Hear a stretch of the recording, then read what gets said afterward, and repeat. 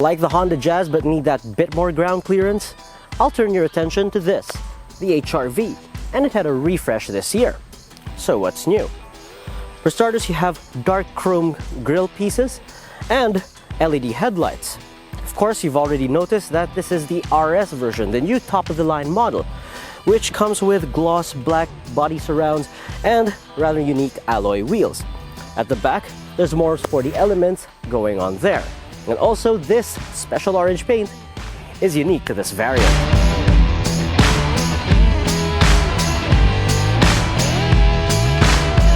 Oh, we say that the styling is pretty good and the RS package enhances that. Inside, it's largely the same as before, to be honest, although you get the addition of more chrome and gloss black finishes. Also, the seats, well, they feel like they've been redesigned because they're softer than they were before, and there is more leather trimmings inside here. Now, the drive, I say that they did a lot more under the chassis than they did for the entire looks, and that's a good thing. For one, the chassis feels more alive now, like the handling is improved, and at the same time, even the ride is improved. Yesterday we were taking these things up winding roads and all that, and it was fun. It was turning in well, and considering its height, it would dart in corners like a smaller car would, or a shorter car would even. It's impressive given the fact that this car has going through light dirt roads in mind. However, there is a downside to all that,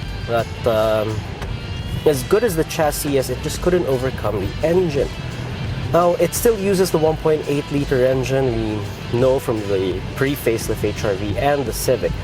Now, it's totally fine in the Civic, but in the HR-V, not so much. I wouldn't say it's bad around the city. It's actually alright, and it's very efficient.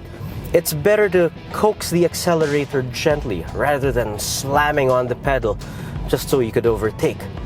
This CVT needs a bit of a gentle prod to get to where you're going, and a bit more patience is required when you're overtaking uphill.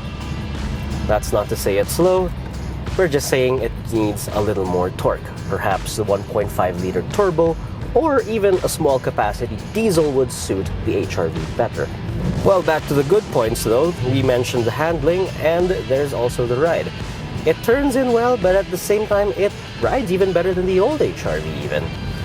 Now I'm going to take this roundabout, carefully of course, because we are on public roads.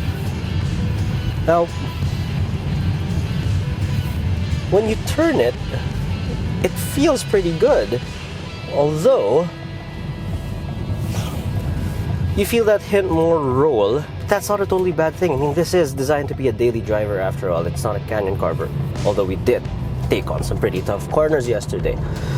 It exploited the capabilities of the car pretty well, and going through rough roads and all that, it does perform well. It's actually a good daily driver, but it just needs a new engine and all that.